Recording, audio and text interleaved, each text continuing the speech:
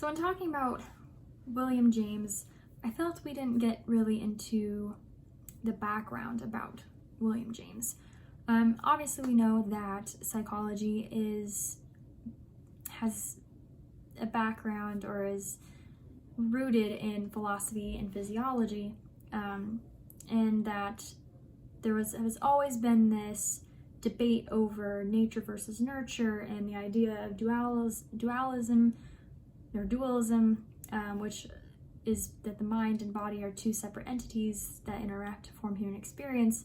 And that kind of idea influenced the development of psychology as an emergence of a scientific discipline, and research on the brain and research on physiology and impact on mental processes, and so mid 1800s, Wilhelm Wundt was using empirical methods to investigate pretty much behavioral psychology reaction times, and he started to make there are many major connections between science, physiology, and human thought and behavior. So he was like the first one to really establish psychology as like a separate thing.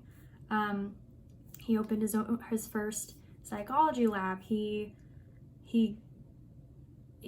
kind of started psychology as a distinct scientific discipline, but he sought to understand it through experimental methods, and introspection and consciousness, but he sought to apply experimental methods to consciousness and in introspection. And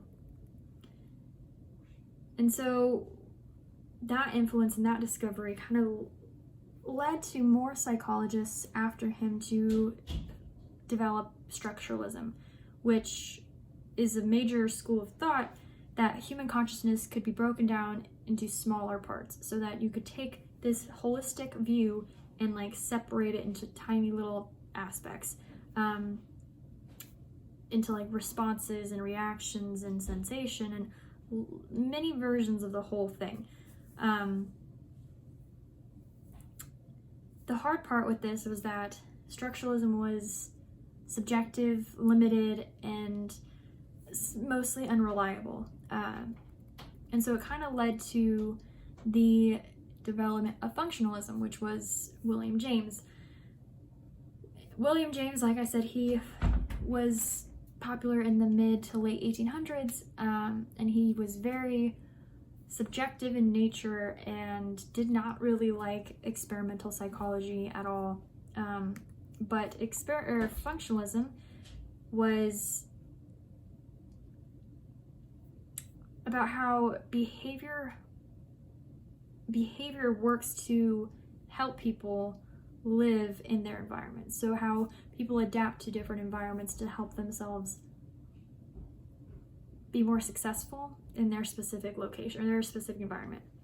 Again, William James and his functionalist views is a core aspect of positive psychology.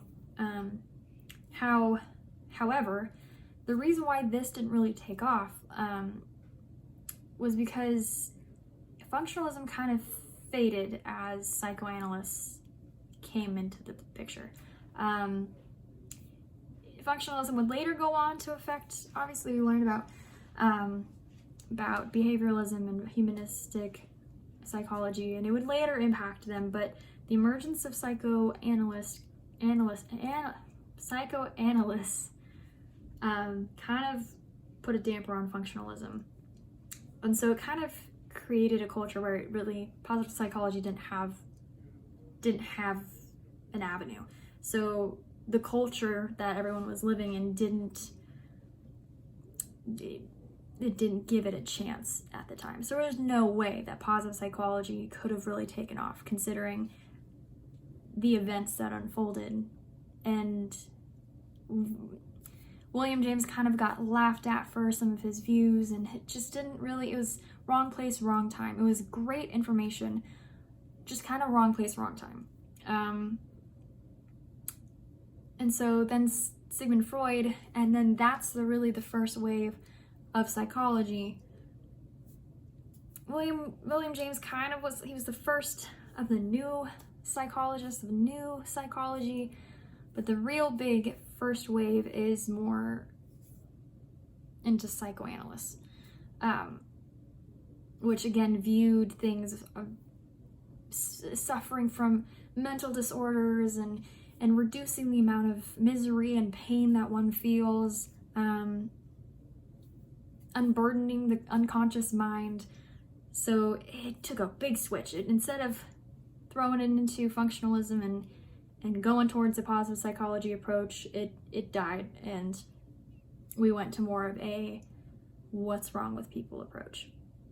And then we kind of stayed in that for a while until a humanist approach came. Anyway, I wanted to clear that up because I didn't clear it up in the last video, so that's that.